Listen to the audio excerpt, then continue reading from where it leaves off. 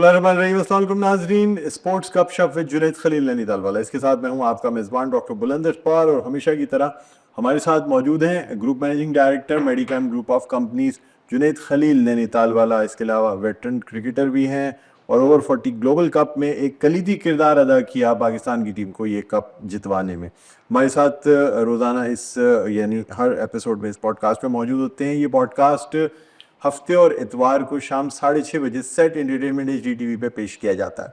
नाज़रीन, आज के पॉडकास्ट में हम बात करना चाहेंगे एक तरफ तो टीम मैनेजमेंट पे, और इस पे भी बात करेंगे कि क्या ये फॉरेन कोचेस जो रखे जाते हैं क्या ये बेहतर कम्युनिकेट कर सकते हैं, ये हमारे अपने लोकल जो इतने बड़े बड़े स्टार्स हैं।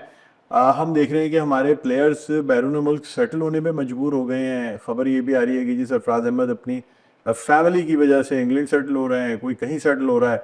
तो आखिर क्या वजह है कि बड़े बड़े प्लेयर्स को कोचिंग के लिए हमारे मुल्क में जगह नहीं दी जाती, लेकिन यही कोचेस बाहर जाके परफॉर्म करते हैं। आकिब जावेद हों या बाकी लोग हों, यूनुस खान हो, बाहर जाके इन्होंने ऐसी ऐसी टीमों को ट्रेन किया है जिन्होंने पाकिस्तान को शिकस्त दी है। जुनेद साहब, आपसे जानना चाहूँगा कि यानी ये जो एक फॉरेन कोच रखने का जो एक ट्रेंड या स्टाइल हो गया है, ये क्या है सर? क्यों हमारे अपने कोच जो हमारी अपनी ज़बान में कम्युनिकेट कर सकते हैं, क्या वो बेहतर कोचेस नहीं हो सकते? और देखें, ज़बान की तो कोई इतनी प्रॉब्लम नहीं है, क्योंकि इंटरप्रेटर्स जो है ना साथ बैठे हुए होते हैं जो बेसिकली समझा रहे होते हैं प्लेयर्स को। और इनफैक्ट माशाल्लाह जो पाकिस्तान टीम है उनके प्लेयर्स सब के सब जो है ना, वो अगर उनको बोलने की प्रॉब्लम है, समझ जो है ना वो लेते हैं। जो मेन मेन जो प्रॉब्लम है कोच के साथ वो ये है कि हमारे यहाँ कोच की इंटरेक्शन जो है ना वो टूर्नामेंट से 2 या 3 दिन पहले जो है ना वो होती है, and then we'll preparing for a certain tournament. I think this is the first time happening कि हम इतने बड़ा टूर्नामेंट एशिया कप जो है ना खेलने के लिए जा रहे हैं, which is a very prestigious जो है ना वो कप, क्योंकि उसके अंदर दुनियावी क्रिकेट की टॉप जो है ना वो 3-4 टीमें जो है ना वो पार्टिसिपेट करती हैं। उसके अलावा 3-4 एसोसिएट टीम भी जो है ना वो लिंक्ड होती हैं। उसका हमें फायदा ये होता है कि आपका आपका जो वर्ल्ड कप की प्रिपरेशन के अंदर जो ना वो आपको हेल्प भी जो ना साथ मिल जाएगी। इस टूर्नामेंट की प्रिपरेशन से पहले जो ट्राई नेशन हम खेल रहे हैं उसके अंदर लड़कों को भी मौका मिल रहा है, कोचेस को भी मौका मिल रहा है, और उनको भी प्रॉपर जो ना वो अपनी परफॉर्म करने का और फेलियर या सक्सेस होने का रीजंस भी जो ना वो दे सकते हैं। जो एक्चुअल होना ये चाहिए कि टीमों के ऊपर सारे साल जो ना वो काम होना चाहिए। बट हमारे साथ जो बेसिक प्रॉब्लम ये है कि जो हम फॉरेन कोचेस असाइन करते हैं वो एक सर्टन टाइम पीरियड के लिए करते हैं, और वो सिर्फ और सिर्फ टीम से आके लिंक्ड ही जो ना वो टूर्नामेंट से पहले होते हैं। And that particular time the coaches can not do any kind of a miracle. और अनफॉर्चुनेटली हमारे यहाँ कैप्टन, कोचेस ऐसे चेंज होते हैं जैसे किसी टूर्नामेंट का स्पॉन्सर जो है ना वो चेंज हो रहा हो।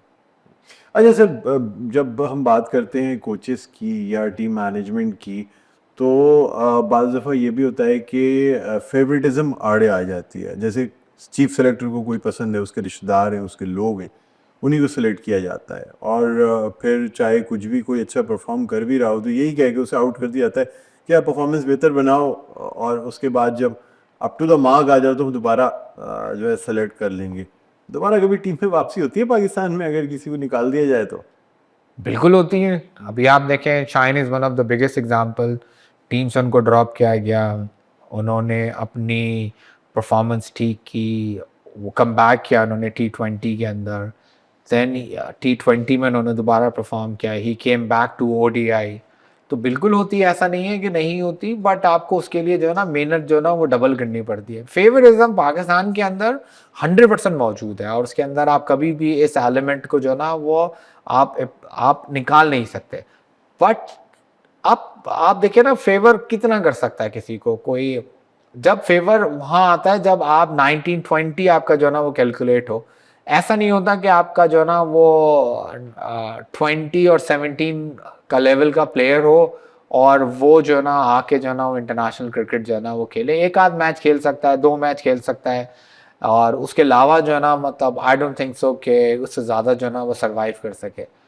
और यही वजह है कि पाकिस्तान क्रिकेट के अंदर फॉरेन जो कोचेस हमारे यहाँ इंडक्ट किए जाते हैं, वो शायद ये भी एक रीज़न है कि भाई एक या दो स्लॉट जो है ना वो लोकल प्लेयर्स को मिल जाए, रादर देन जो है ना वो उसके अपने फेवर वाले जो है ना वो लेकर आए जाए। सरफराज अहमद इतना बड़ा प्लेयर हमारा, और वंस वो डिप में गया उसके बाद निकल नहीं पाए। क्या समझते हैं सर आप, या आखिर क्या वजह है कि इतने बड़े प्लेयर हो गए? बाकी ममालिक में प्लेयर जैसे जैसे सीनियर होते जाते हैं उनकी एक्सपर्टीज बढ़ती जाती हैं, वो एक या दूसरी शक्ल में टीम के काम आते रहते हैं। हमारे यहाँ जैसे ही प्लेयर सीनियर होता है वो साजिश का शिकार होता है, उसको उसको निकाल दिया जाता है, फिर वो ऐसे डिप्रेशन में जाता है कि उसकी परफॉर्मेंस ही ख़त्म हो जाती है। अच्छा, ये बात खाली अभी की नहीं, हमने जावेद मियाँदाद के साथ देखा, हमने बासित अली के साथ देखा, हमने राशिद लतीफ़ के साथ देखा। एक सर बड़ी लंबी सीरीज है। बदकिस्मती से वो ज़्यादातर प्लेयर्स कराची से ही ताल्लुक़ रखते हैं जिनको सियासत या साजिश का निशाना बनाया जाता है। देखिए, आप बिल्कुल ठीक कह रहे हैं और बिल्कुल ऐसा ही है, बट लेट्स से कि हम करंट जो है ना सिनेरियो को डिस्कस करें, सरफराज को डिस्कस करें।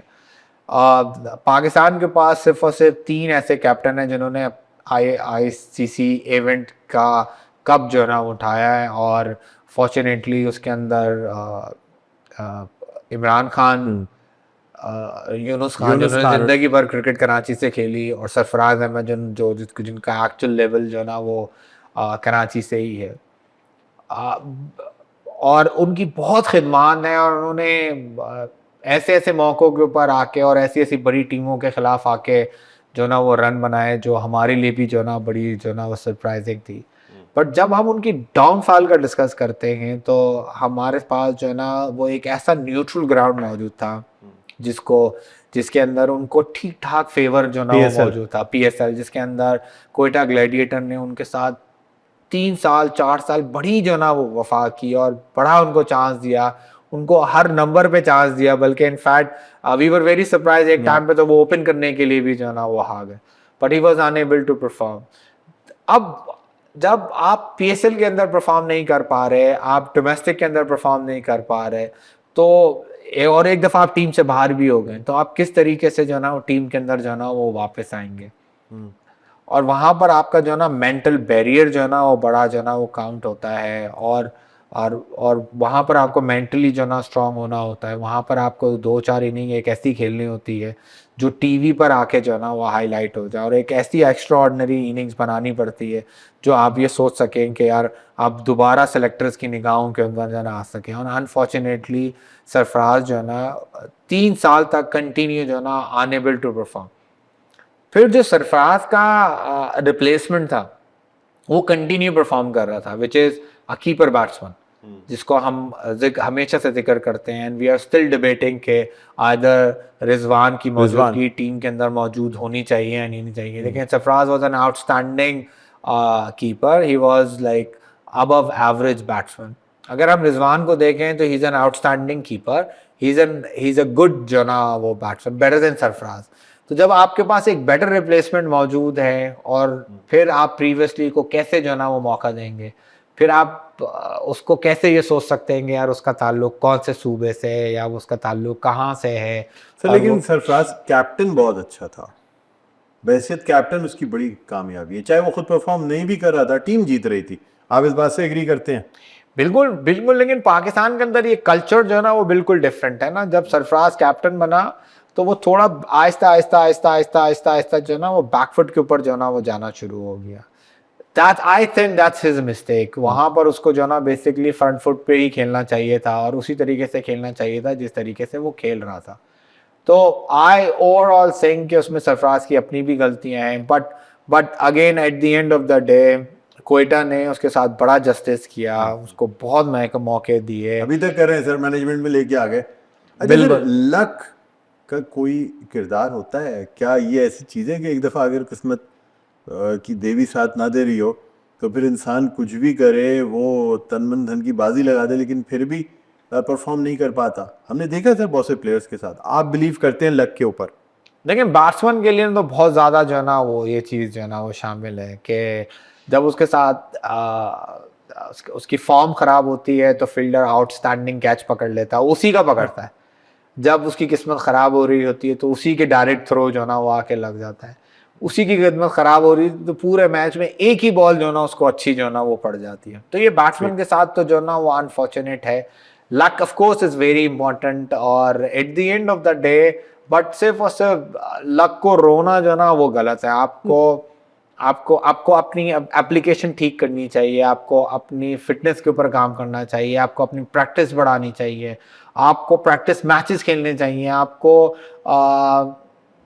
छोटे मैचेस जाके खेलने चाहिए, क्योंकि एक दफा छोटे मैचेस में रन बनने शुरू हो जाते हैं तो बड़े मैचेस में भी ऑटोमेटिकली जो ना वो रन बन, इसीलिए कहते हैं कि इंटरनेशनल जब आपका कैरियर खराब होना शुरू हो तो आप डोमेस्टिक खेलने चले जाएं।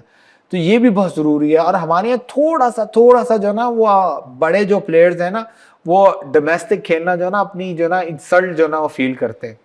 अगर हम इंग्लैंड के प्लेयर्स को देखें, आज भी वो काउंटी क्रिकेट जो ना वो खेल रहे हैं। एडिसन इतना बड़ा प्लेयर, आज भी वो जो ना वो आपका काउंटी क्रिकेट जो ना वो खेल रहा है। अब हमारे यहाँ उन्होंने इंटरनेशनल जो ना वो टीम छोड़ी और वहीं यहाँ उन्होंने जो है ना वो आपका फर्स्ट क्लास से भी जो ना रिटायरमेंट ले ली। हमारे यहाँ तो वो मौका ही नहीं देते कि जी आप अपनी सर्विसेज यंगस्टर्स को जो ना वो ट्रांसफर करें। सर मजीद गुफ्तगू आपसे करेंगे और आपके अपने एक्सपीरियंसेस के बारे में भी जानेंगे कि आपको कभी लक ने फेवर किया या लक ने डाउन किया या नहीं। तो ना एक छोटा सा वक्फा है, वक्फे के बाद दोबारा आपकी खिदमत में हाजिर होंगे। देखते रहिए स्पोर्ट्स गपशप विद जुनैद खलील नैनीताल वाला।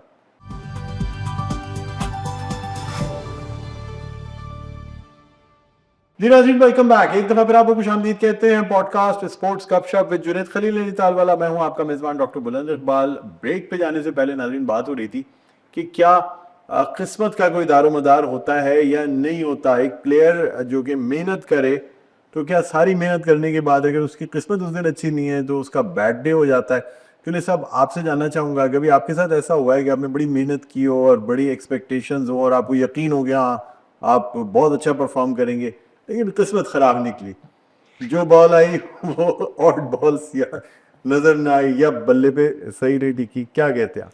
देखिए बहुत दफ़ा ऐसा होता है कि हम बैटिंग करने के लिए जाते हैं, सामने वाली टीम की जो बॉलिंग होती है ना वो बहुत ही बिलो जो है ना वो एवरेज होती है।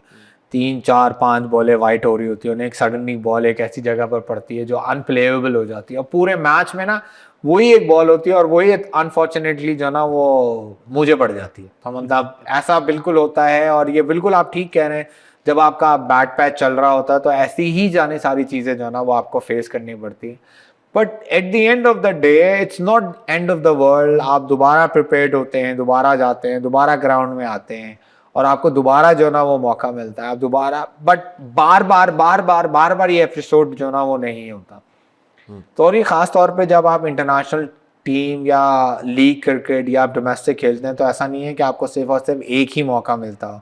आप बीइंग अ सीनियर आपको बार बार मौके मिलते हैं, दोबारा। जैसे you can take the example of Rizwan, you can take the example of Babar Azam. उनको बार बार मौके मिले but they were unable to perform.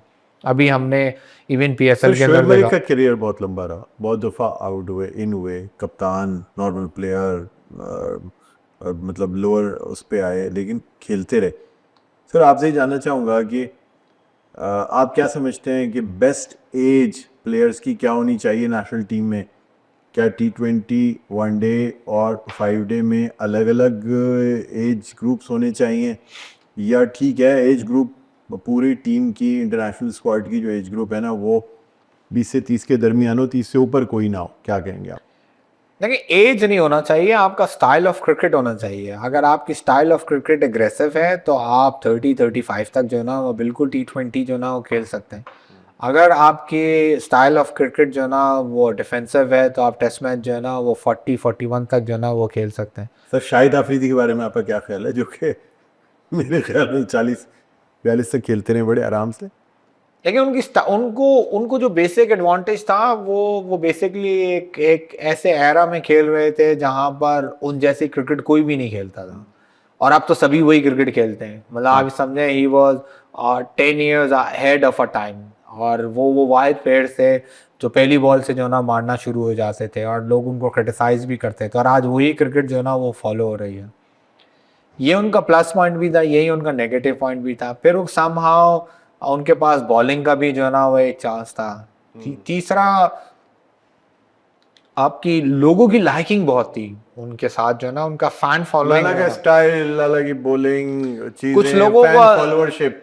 कुछ लोगों को अल्लाह ताला जो है ना वो ख़ास जो है ना वो ब्लेस करते हैं, और आई थिंक शाहिद अफरीदी उनमें से जो है ना वो एक है कि लाइफ में बहुत गलतियां उन्होंने की हैं, बट स्टिल लोगों की लाइकिंग उनके साथ जो है ना वो चलती रही है। सर, इस क्रिकेट अबाउट पर्सनालिटी, क्या स्मार्ट आदमी हो, ग्लैमरस हो, तो लोग पसंद करने लगते हैं। हमने इमरान खान के साथ देखा, मोहसिन हसन खान और बहुत से ऐसे प्लेयर्स रहे हैं जिनका ग्लैमर जो है वो उनके क्रिकेट फैन फॉलोअरशिप में, खासतौर पे आपके मतलब अपना शाहिद अफरीदी, शाहीन शाह अफरीदी, बाकी लोग, क्या कहेंगे आप? नहीं, आई डोंट थिंक सो कि ये खाली जो है ना वो मतलब आपके लुक्स के ऊपर जो है ना वो होता है, तो इसके ऊपर उनकी अपने अपने स्टाइल ऑफ क्रिकेट भी है। और देखिए, अगर आप स्टार्ट करते हैं इमरान खान से, of course he was a very good looking person, but at the end of the day उनकी लुक्स भी उस सूरत में नज़र आना शुरू हुए जैसा कि उन्होंने आपका अच्छी क्रिकेट खेली और पाकिस्तान को वर्ल्ड कप जो है ना वो जितवाया। और सेम इसी तरीके से जो है ना वो आपका शाहिद आफरीदी के भी लुक्स उस वक्त आइडेंटिफाई हुए जिस वक्त उन्होंने अच्छी लोगों की लाइकिंग की क्रिकेट खेली, जो लोगों को पसंद आती थी, चाहे वो बॉलिंग में हो चाहे वो बैटिंग में हो। In fact he was a good fielder on his direct throw बहुत अच्छी थी उनकी। हाँ, तो मतलब he was a complete package. और इनफैक्ट अगर आप उनके मैन ऑफ द मैचेस देखें तो I think he was number 1 overall in a total, जिसने पाकिस्तान की तरफ से सबसे ज़्यादा मैन ऑफ द मैचेस जो है ना वो जीते हों। तो he is a single handed man match winner, और ही वाज ब्लेस्ड एक्चुअली। जो वो कहते हैं ना, जिसको अल्लाह रखे उसको कौन जो ना वो चखे, तो वो उन लोगों में से था जिनको अल्लाह को उसको उनको कोई ना कोई चीज़ उसकी जो ना ऐसी पसंद थी कि, और आज तक पसंद है। Is he controlling cricket right now? क्या थोड़ा बहुत इन्फ्लुएंस रखते हैं? आई डोंट थिंक सो, क्योंकि बेसिकली जो ना वो थोड़ा उनका जो स्टाइल है ना वो थोड़ा सा डोमिनेटिंग वाला ज़्यादा है। और थोड़ा पाकिस्तान क्रिकेट के अंदर वो लोग ज़्यादा सरवाइव करते हैं जिनके अंदर थोड़ा सा पॉलिटिकली आंसर करने की ज़्यादा आदत हो। इसी वजह से आप देखें ना कि यूनुस खान कभी भी पाकिस्तान क्रिकेट के अंदर जो है ना वो मैनेजमेंट में कामयाब नहीं हो सके, क्योंकि वो भी स्ट्रेट बोलते हैं। शाहिद अफरीदी भी थोड़ा सा जो है ना वो स्ट्रेट जो है ना वो ज़्यादा बोल जाते हैं। शोएब अख्तर के साथ भी जो है ना वो बेसिकली जो है ना वो यही प्रॉब्लम है। तो वो लोग जो बेसिकली सीधा सीधा ज़्यादा बोलते हैं, उनके लिए पाकिस्तान क्रिकेट में सरवाइव करना, सॉरी, पाकिस्तान क्रिकेट की मैनेजमेंट में सरवाइव करना थोड़ा मुश्किल होता है। सर, आप नहीं समझते कि क्या ये जो हमने पहले बात की थी कि केपीके के बहुत से लड़के टीम में हैं, क्या ये शाहिद अफरीदी की टीम में होते वक्त ज़्यादा इंडक्शन नहीं हुई?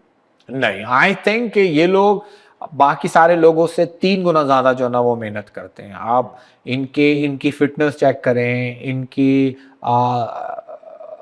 कमिटमेंट टूवर्ड्स गेम चेक करें आप, और प्लस इनका क्रेजीनेस आप चेक करें, वो बाकी सारे लोगों से जो है ना बहुत ज़्यादा है। और इवन अगर आप कराची के क्रिकेट के अंदर देखें तो 80% जो है ना वो लड़के वही खेल रहे हैं जो उनका ताल्लुक केपीके से है। उनका लोकल डोमिसाइल जो ना बना हुआ है, they are living here for last around 15 years. उनके माँ बाप यहीं जो ना वो पढ़ गए, but at the end of the day वो आपका पश्तो स्पीकिंग जो ना मतलब वो हैं। और वो सिर्फ इसलिए नहीं खेल रहे कि उनको पश्तो बोलना आती है, eight the end of the day उनकी मेहनत हमारे लड़कों से जो ना वो बहुत ज़्यादा है। सर, मुझे बताइएगा, आप समझते हैं कि अब जो स्टेप्स लिए जा रहे हैं, क्या इससे पाकिस्तान टीम की रैंकिंग भी बेहतर हो सकेगी, या ये बस हम ये चाह रहे हैं कि एक यंग टीम आगे 2-3 साल के बाद जो परफॉर्मेंस दिखा दे? प्रेसिडेंट का क्या होगा? देखिए, अभी लेकिन आप पहला जो ना स्टेप ठीक रखते हैं, and then you try to make an experiment, और आप वो टीम बनाने की कोशिश करते हैं जो फॉर्मेट को सूट करे। तो आई थिंक T20 के अंदर जो टीम पाकिस्तान ने बनाई है वो बिल्कुल फॉर्मेट को सूट करती है। हर लड़का जो है ना जैसे एक ज़माने में आप, अगर आपको याद होगा तो हमारे यहाँ ये क्रिटिसाइज हुआ करता था कि हमारे यहाँ लड़कों को छक्के मारने नहीं आते। आज आप चेक करें, फ्रॉम ओपनर टिल शाहीन, हम सबको छक्के मारने आते हैं। हर एक लड़का आके जो है ना वो छक्के मार सकता है। और T20 की रिक्वायरमेंट ही जो है ना वो एक्चुअल में यही है। अब 200 रन भी जो है ना वो इट्स नॉट सेफ। आप 220 रन भी चेस हो जाते हैं। और अब आपको वही फॉर्मेट खेलना है कि जिसके अंदर आपको प्लान आपका या आपकी कैपेबिलिटीज इतनी हो कि आप 180 से लेके 220 के दरमियान में जो ना वो रन बना सके। 160 रन बना के, 150 रन बना के आप मैचेस नहीं जीत सकते। ठीक है, बहुत बहुत शुक्रिया सर प्रोग्राम किया आपने, वक्त निकाला। नाज़रीन, हमारी कोशिश ही रहती है कि हम क्रिकेट पे भी इन डेप्थ एनालिसिस लें जुनैद खलील नैनीताल वाला साहब से, लेकिन उसके साथ साथ दूसरे स्पोर्ट्स पे भी आगे आने वाले पॉडकास्ट में आपसे ज़रूर बात होगी। आज का ये पॉडकास्ट जो है ना वो अपने अख्ताम पर पहुंचता है। मुझे बुलंद इकबाल को और जुनैद खलील नैनीताल वालों को इजाज़त दीजिए। अपना बहुत ख्याल रखिएगा। अल्लाह हाफ़िज़।